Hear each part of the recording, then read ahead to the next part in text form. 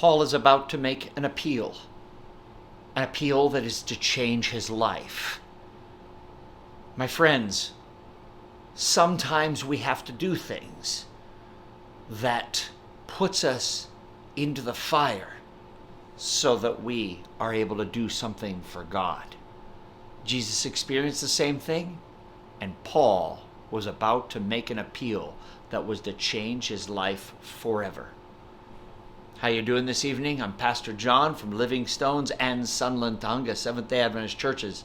And now it is time for the call to prayer.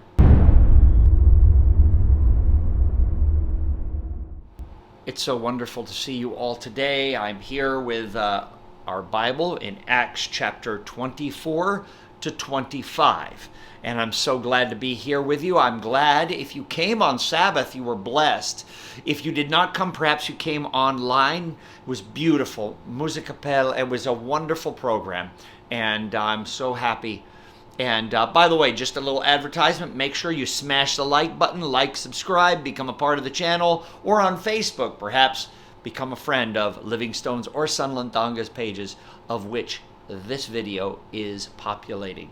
Share it with your friends. So, last week, we were looking at the scenario that Paul was dealing with and how he becomes a troublemaker by following the rule of God, the commandments of God. And I showed you here the full armor of faith. I want to thank Arlene and Caesar and the kids for this full armor of faith. Or the Christian armor, the armor of God. And this is beautiful, standing firm in the Lord. But when you are following God, you're oftentimes referred to as a troublemaker. Troublemaking is a big thing. This world will always accuse you of troublemakers. Troublemaker is the easiest way to say that someone is wrong. You don't even have to argue with them. You're just a troublemaker. Even in our denomination, we have that. One of the worst things that you can get on your back is the accusation of being a troublemaker, which means that you have an opinion. So, troublemaking is not an argument.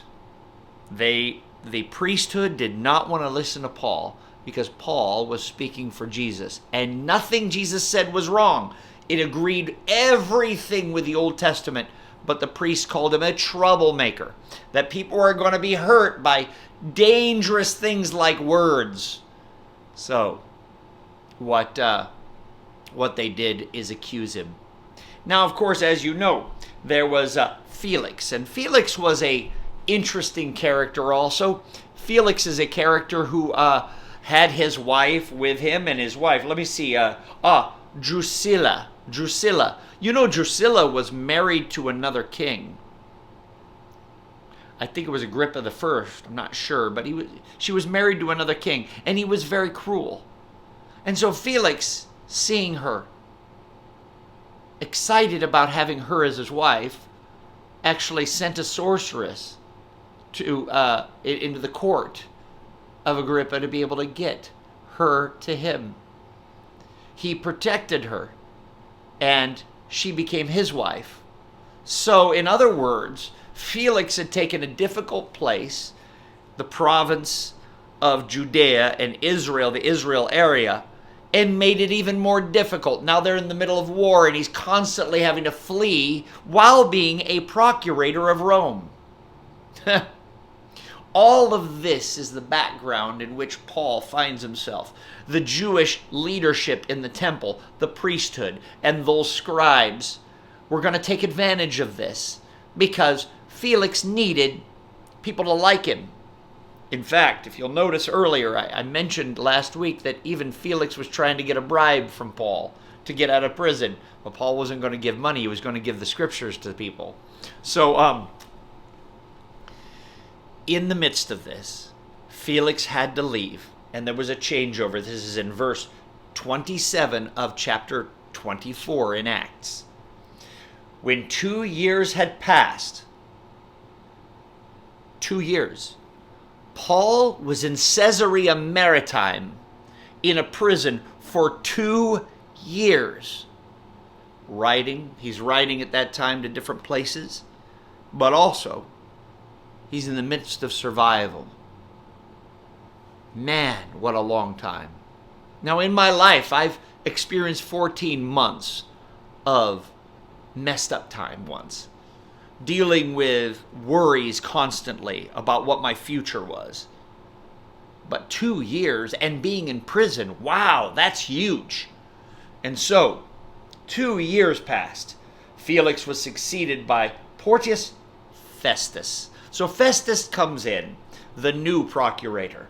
But because Felix wanted to grant favor to the Jews, he left Paul in prison. In other words, Felix didn't want to make any answers. He knew what the right thing was, but he didn't want to make anyone upset. You're a normal politician. You're a normal politician. How can I make the Republicans happy and the Democrats happy? How can I make everyone happy? Ooh, how can I make everyone happy? That's not leadership, but that's worldly leadership. The ultimate ability to make no one happy. I remember from a film I once saw, there was a spy film. I think it was a James Bond or something like that. And the guy says, he throws the thing that the Russians wanted and destroys it. And then he goes, "It's détente." And this guy who wanted the item that was in the spy war looks at him, a détente, with a look in his eye. He says, "It's détente. You don't get what you want. I don't get what I want." That's politics, right? Everybody can be officially useless. It's just keeping status quo. That's what Felix did. So Festus wants to move it forward. He comes in and he starts wanting to clean house. He sees this guy, Paul, after figuring everything out, and he's like, I don't want to deal with religious arguments. I don't want to deal with fighting about the law. Can I just make peace? That the Jewish authority, the priests at the temple, don't want to make peace until Paul is gone. They want him gone. So, how do you thread the needle? Verse 25, 3 days after arriving to the province, Festus went up from Caesarea to Jerusalem, where the chief priests and the Jewish leaders appeared before him and presented charges against Paul. So here we go. They requested Festus to favor them, to have Paul transferred to Jerusalem. Remember that? Remember these guys who were the 24 that said they were going to not eat or drink unless they kill Paul? Well, I think they might have died by now. Or they've been sneaking falafels in the background, saying that God's keeping them alive while saying they're not eating. Anyway, I'm sorry. I'm joking. But the truth is they've been trying to destroy Paul, and they're giving all kinds of niceties to Festus, the new procurator. So let's see how this goes. Festus, by the way, is not as hamstrung as Felix was. So Festus answered, Paul is being held at Caesarea Maritime. I myself am going there soon. Let some of your leaders come with me. And if the man has done anything wrong, then you can press charges against him there.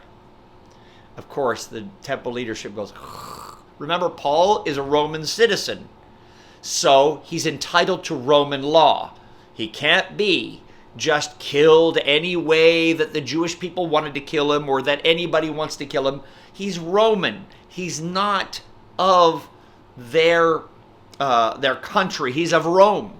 So after spending 8 to 10 days there with them, Festus then went down to Caesarea. On the next day, he convened a court and ordered that Paul be brought before him. So when Paul came in, the Jewish had come down Jerusalem, stood before him, the Jewish leaders, and they brought many serious charges against him, but they could not prove any of the charges. Then Paul made his defense. Now, here we go. Remember, Paul has been in a prison, in a Roman prison, for 2 years. Now, it's true, he's a Roman citizen, so he's being treated fairly. He's not going to the places that are the worst places. He's being taken care of like a Roman citizen. And this is in a way, as I've mentioned before in past weeks, that God really enabled the gospel to happen. You know, when God makes things happen, it's amazing. God made him a Roman citizen through his father. Paul becomes a Roman citizen. And then all of this ministry is possible. But here comes the clincher. And this is the part that's scary. I have done nothing wrong against the Jewish people, nor against the temple, nor against Caesar. Festus, wishing to do the Jews a favor, said to Paul, are you willing to go to Jerusalem and stand trial before them with these charges? In other words, are you willing to go over there? He knows it's going to be a death sentence. But if Paul makes the decision, he's a Roman citizen, so he can decide. But I can't put him into the fire pit myself because he's a Roman citizen. He must choose. Look what Paul says. Paul answered, I am now standing before Caesar's court, where I ought to be tried.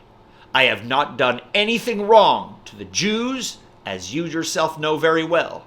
If, however, I am guilty of doing anything deserving death, I do not refuse to die. But if the charges brought against me by these men are not true, no one has the right to hand me over to them. I appeal to Caesar. Oof. Do you understand what just happened? Paul says, if I'm going to be tried, I'm not going to be tried in a kangaroo court. I'm not going to be tried with a church that hates me, that wants me destroyed just because they don't get what they want. I am going to be tried in a real court, in a place where the law matters. But this means, by saying that he's going to go in a boat to the west, to Rome. And the emperor at the time when Paul says this is a man named Nero. If you know your history, you know Nero eventually becomes very negative with Christians. And in fact, Christians' first universal persecution happens under Nero.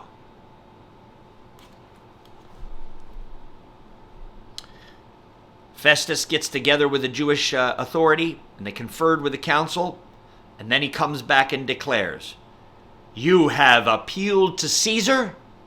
To Caesar ye shall go. At this point, Paul is going to be going to court. He's going to be going to Rome, the belly of the beast, my friends.